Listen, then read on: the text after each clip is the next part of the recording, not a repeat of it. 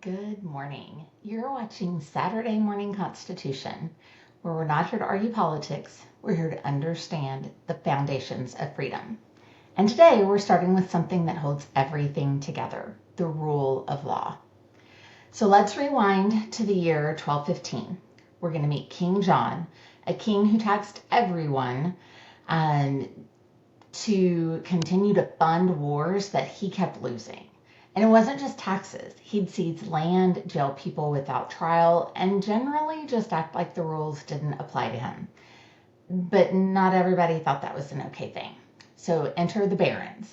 The barons were powerful landowners and nobles in medieval England with huge influence, wealth, and armies of their own.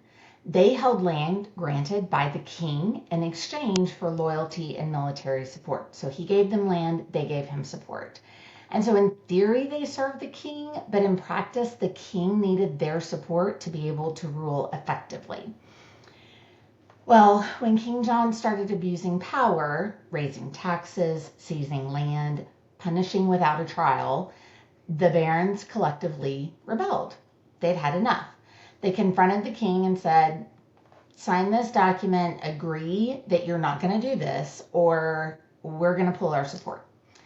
So that document was called the Magna Carta. It stands for the Great Charter. And while it wasn't meant for the everyday person back then, it really was for this elite aristocracy. What it did was it set the stage for everything we now call freedom under the law. It said the king, now read that as government, can't tax people without their consent, can't lock people up without a fair trial, can't take your stuff just because they want to. And most importantly, even the king has to follow the law. That was revolutionary. Before this, kings ruled by divine right.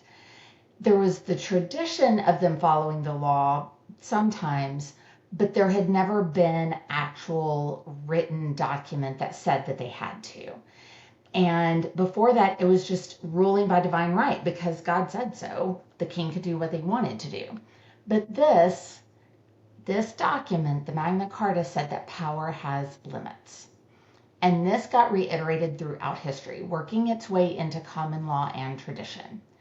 So fast forward a few centuries, and the American colonists, raised on British law and tradition, had seen this pattern before. When their rights were ignored, they took action too.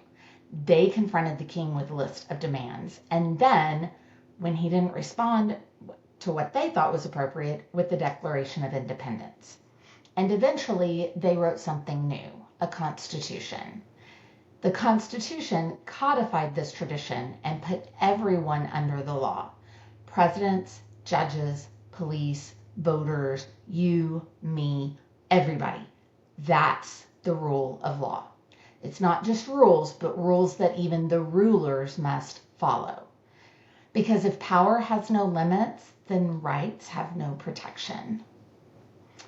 So, next week on Saturday Morning Constitution, join us as we follow the road to revolution and uncover the ideas that turned protest into independence. So, until then, stay curious, stay principled, and remember that learning about freedom is part of a balanced breakfast.